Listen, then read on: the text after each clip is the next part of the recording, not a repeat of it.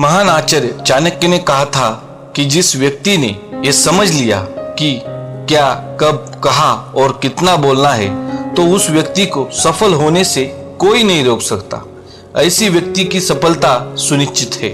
जिस तरह कमान से निकला हुआ तीर लौटकर कभी वापस नहीं आता, ठीक उसी तरह से मुंह से निकले शब्द कभी वापस नहीं आते। शब्द और भाषा हथियार है और कमजोरी भी। सही समय पर सही शब्दों के प्रयोग से इंसान परेशानियों से बच सकता है, लेकिन बिना सोचे समझे बोले गए शब्द इंसान की मुसीबत को बढ़ा देते हैं। द्रौपदी का ये बोलना कि अंधे का पुत्र अंधा ही होता है, महाभारत के युद्ध का मुख्य कारण बना था। आज भी लोग अपनी जबान का इस्तेमाल दूसरों को नीचा दिखाने और खुद को बड़ा बताने के लिए करते हैं, लेकिन जो समझदार और सफल इंसान होते हैं वो ये अच्छी तरह से जानते हैं कि उन्हें किस वक्त कितना और क्या बोलना है। साइलेंट रहने का मतलब ये नहीं है कि आपको पूरे दिन एक भी शब्द नहीं बोलना है या चुपचाप रहना है। मौन का मतलब है कि बेवजह शब्दों का प्रयोग नहीं करना है। जहां जरूरत है वहां ही बोलना है। अपने लक्ष्य पर ध्यान केंद्रित करना है। आज मैं आपको चुप रहने के 6 ऐसे फायदे बताऊंगा जिन्हें जानने के बाद आप आज से ही नहीं बल्कि अभी से उतना ही बोलोगे जितना आपको जरूरत होगी। 1. मौन लोगों का ध्यान खींचता है। महान आचार्य चाणक्य अपनी चाणक्य नीति में बताते हैं कि उन्होंने अपने हजारों शत्रुओं को अपनी खामोशी से परास्त किया था। वो खामोश रहकर अपने शत्रुओं को विचारों में उलझाए रखते थे और सही समय आने पर वह अपने दुश्मनों को ईंट का जवाब पत्थर से देते थे। साइलेंट यानी चुप्पी किस तरह लोगों के अटेंशन को ग्रैब करती है, यह बात आप इस उदाहरण से समझ सकते हो कि जब क्लासरूम में टीचर किसी विषय पर बात करते हैं तो स्टूडेंट उनके बात को बिल्कुल ध्यान से सुनते हैं, लेकिन जब अचानक टीचर या स्पीकर बोलना बंद कर देते हैं तो सभी लोग आश्चर्य में पड़ जाते हैं। अरे क्या हो गया भाई, कम्युनिकेशन बंद क्यों हो गई? मैं जब स्कूल में था तब अक्सर ऐसा होता था और आपके साथ भी ऐसा हुआ होगा। ठीक यही फॉर्मूला हमारे दैनिक जीवन में भी लागू होता है।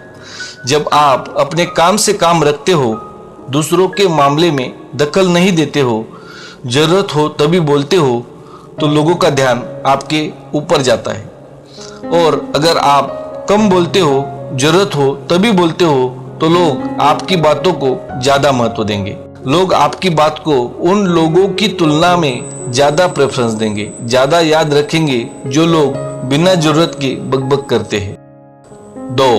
मौन बातचीत में मदद करता है। शांत रहना मोल भाव यानी निगोशिएट करते वक्त आपकी बहुत ज्यादा हेल्प कर सकता है। बातचीत के दौरान जब आप अचानक चुप हो जाते हो और सामने वाले इंसान को जवाब नहीं देते हो, तो ये खामोशी उस दूसरे इंसान को ये सोचने पर मजबूर कर देती है कि आखिर आप क्या सोच रहे हैं। तो फिर इसी चीज का आपको फायदा उठाना है। सामने वाले को ये सोचने दे कि आप क्या सोच रहे हैं। मान लो आप कोई डील फाइनल कर रहे हो, ये सामने वाले पार्टी को जल्दी से यस या फिर नो कहकर जवाब मत दो। कुछ सेकंड का पॉज लो। आपकी ये चुप्पी सामने वाले इंसान को परेशान करेगी और वो सामने वाला इंसान बोलकर आपकी इस खामोशी को भरना चाहेगा। उनको सारी बातें बोलने दे जिससे आपको बातचीत आगे बढ़ाने में मदद मिलेगी और आपका साइड बातचीत के दौरान ज्यादा भारी रहेगा। 3. मौन आपको विश्वास बनाने में मदद करता है। अगर आप एक मजबूत रिलेशनशिप बिल्ड करना चाहते हो तो उससे पहले आपको ट्रस्ट यानी विश्वास बिल्ड करना होगा, और विश्वास तभी बिल्ड होगा जब आप सामने वाले इंसान की बातों को ध्यान से सुनोगे, यानी बातचीत के दौरान बोलोगे कम और सुनोगे ज्यादा। ऐसा करने से दूसरे इंसान को लगेगा कि आप एक अच्छे इंसान हो, सामने वाले की बात को अच्छे से सुनते हो, किसी को भी नजरअंदाज नहीं करते हो, और तभी तो वो आपकी बातों को अच्छे से सुनेगा और ट्रस्ट बिल्ड होगा। 4. उत्तर प्राप्त करें। आपने ऐसे कई सारे लोगों को देखा होगा जो कोई प्रश्न पूछने के बाद रुकते ही नहीं है, अपनी बकबक चालू रखते हैं या फिर दूसरे को बोलने का मौका ही नहीं देते। अगर आप भी ऐसा करते तो आपको दूसरे इंसान के पर्सपेक्टिव को जानने का मौका ही नहीं मिलेगा। लोग आपके प्रश्नों का जवाब ही नहीं देंगे। इसलिए कोई भी प्रश्न पूछने के बाद आप साइलेंस हो जाओ। आप अपना ओपिनियन मत दो। लोगों का क्या ओपिनियन है उस बात पर, उस प्रश्न पर आप जानने की कोशिश करो। शायद आपको कुछ नया सीखने को मिल जाए। कुल मिलाकर आप प्रश्न पूछने के बाद जितना जल्दी चुप हो जाओगे, आपको उतना जल्दी आंसर मिलेगा। स्वामी विवेकानंद जी जो अपनी बुद्धिमत्ता और विजडम के कारण पूरी दुनिया में जाने जाते हैं, उनमें भी ये क्वालिटी देखने को मिलती है। वे भी अपने गुरु रामकृष्ण जी से जब भी कोई प्रश्न पूछते थे तो अपना ओपिनियन तो बाद में देते थे, लेकिन पहले प्रश्न पूछने के तुरंत बाद चुप हो जाते थे ताकि उनके गुरुदेव की क्या राय है उस प्रश्न को लेकर, उस बात को लेकर ये जान सके। 5. नम्र शक्ति। साइलेंस एक शॉर्ट पावर है, मतलब एक ऐसी पावर है जिसकी मदद से आप सामने वाले से बिना लड़े हरा सकते हैं। इसका सबसे बेहतरीन उदाहरण है महात्मा गांधी जी, जो कि सत्य और अहिंसा के मार्ग पर चले थे और बिना लड़े उन्होंने अंग्रेजों को धूल चटाई थी। महात्मा गांधी जी जानते थे कि अगर हमने अंग्रेजों से लड़ाई की तो हम उनसे कभी नहीं जीत पाएंगे। उन्होंने शॉर्ट पावर का इस्तेमाल किया और अंग्रेजों को हराया।